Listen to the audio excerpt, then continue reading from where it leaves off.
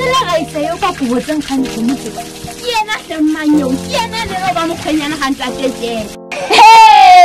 Suane ha tshewa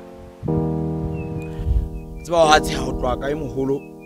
wa tswa ka ho nyane ho mamina ho ntse ka imelo le ke kgamelo na o tseba bohloko ba o tshwa ke bana kwete la hona bana ba banana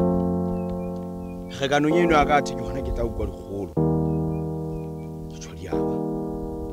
wa jwa le kgomo tsena di ne di kgethela loto sebaka ka lebaka la motho utlwana le letlapa le tseleng eno o le ka tlameha ho di qeka Manyo ba go madimakatso o ne le a hlanya